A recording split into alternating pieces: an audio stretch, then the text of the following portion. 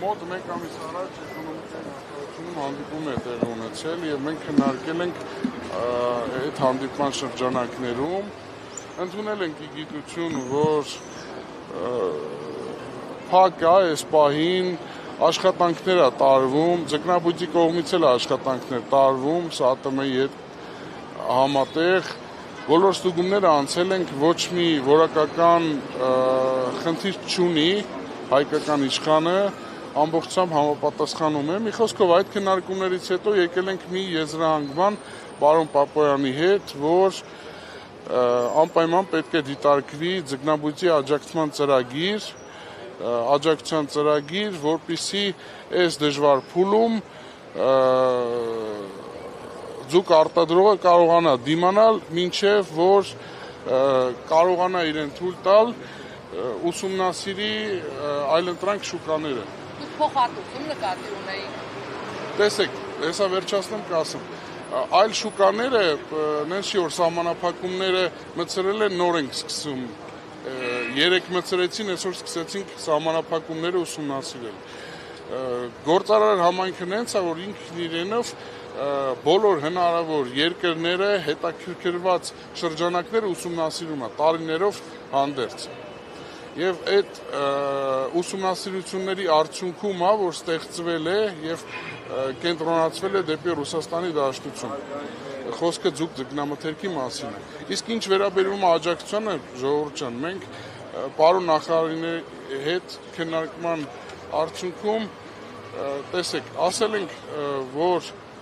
նույնիսկ նվեր պետք չէ, ուղղակի աջակցության տեսակը կլինի սուբսիդավորվող վարկ, գրեյս պիրիոդ, բանկային համակարգում, համատեղ բանկերի հետ աշխատանք, որ պետությունը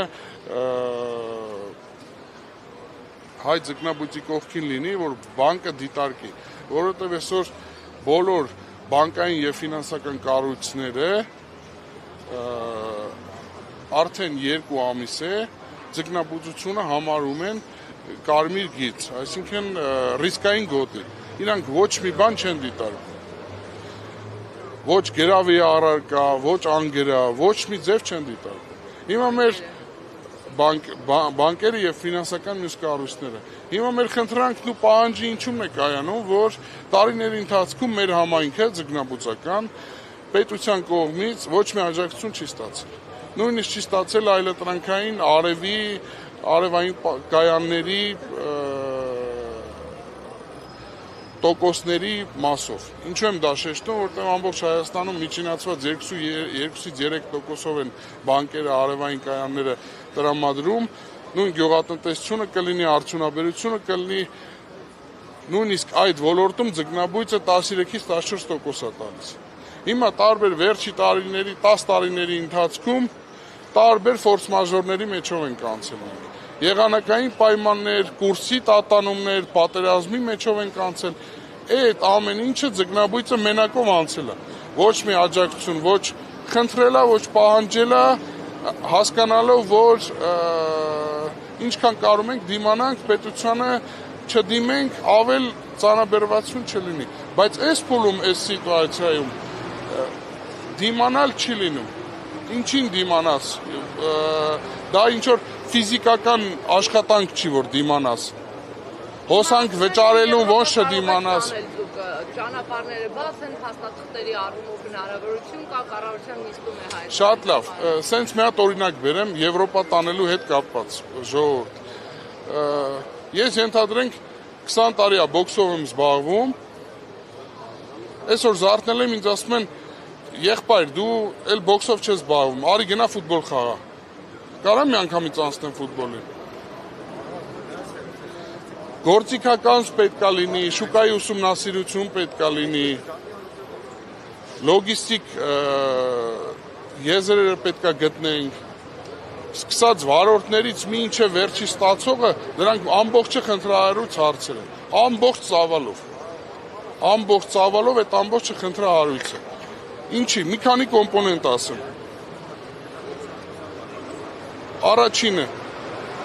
մարքեթինգային աշխատանք պետք է կատարվի, որպեսզի հայկական ձուկ ձկնամթերքը ներկայացվի նոր շուկայում։ մարդիկ ընդհանրապես պատկերացում չունեն հայկական իշխանը ինչ է իրանից ներկայացնում եւ ընդհանրապես եվրոպական աշխարհում ինչի համար Եվրոպայի 450-500 միլիոնանոց բնակչության թեկուզ 10%-ը պետք է թույլ տա Իրան ֆինանս, որպեսզի առնի հայկական իշխան։ Ինչի համար։ Չի ճանաչում մարդը։ Եթե Պոլկային գոյություն ունի Չիլի, Նորվեգիա, Թուրքիա եւ ծովային ձկների մասին է խոսքը։ Ծովային ձկները, որը որ իրենց ինքնարժեքով ու գնագոյացմամբ հայկական իշխանի որոշ դեպքերում հայկական իշխանից գինը ցածր է։ Այդ առաջի կոմպոնենտը։ Երկրորդը, որ ամբողջ եվրոպական միությունում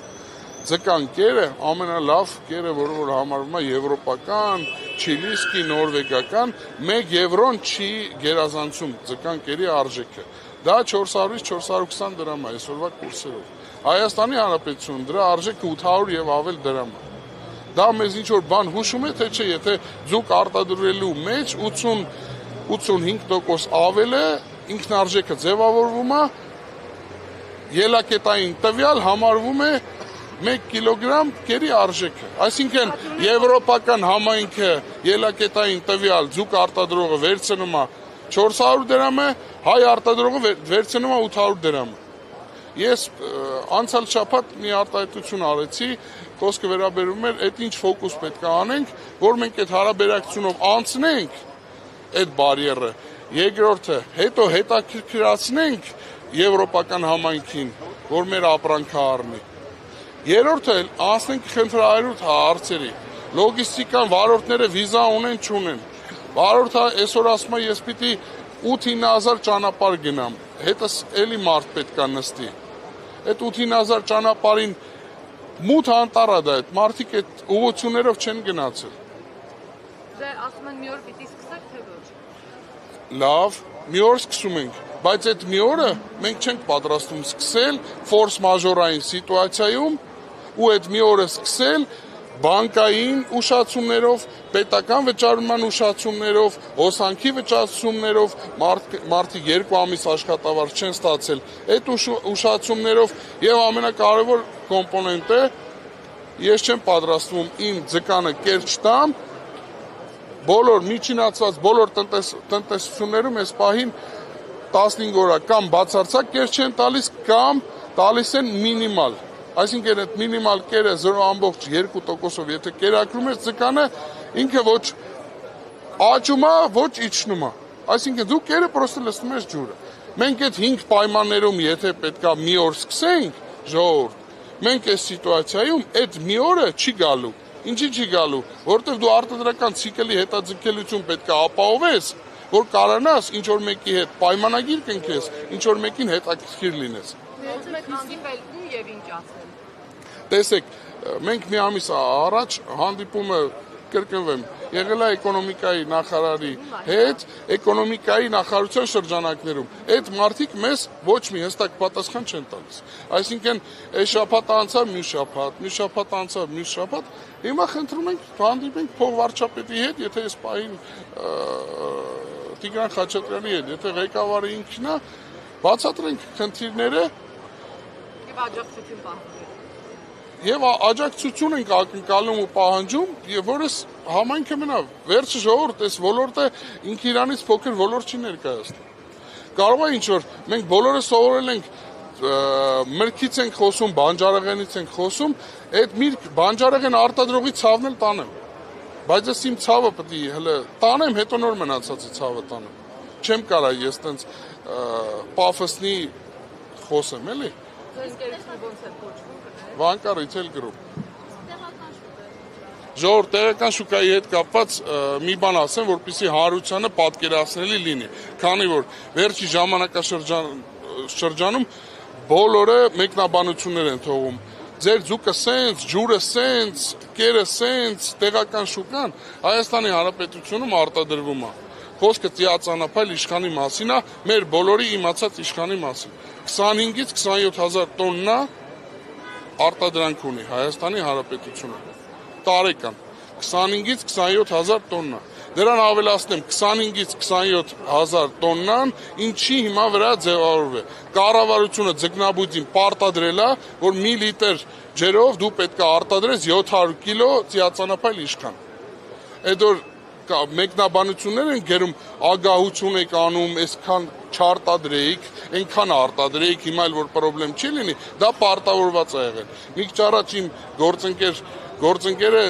այդ օրինակը բերեց։ Աշխարհում տենց պրակտիկա չկա, որ արտադրողին պարտադրեն, թե դու քանի հատ պիտի արտադրես։ Հիմա նկատի ունեք ներքին շուկայում այդքանը չի վաճառվում։ Տեսեք, 25-ից 27 հազար տոննա արտադրանք ունենք ծիածանափայլ իշխանի։ Միջինացված Հայաստանի Հանրապետությունից արտահանվել է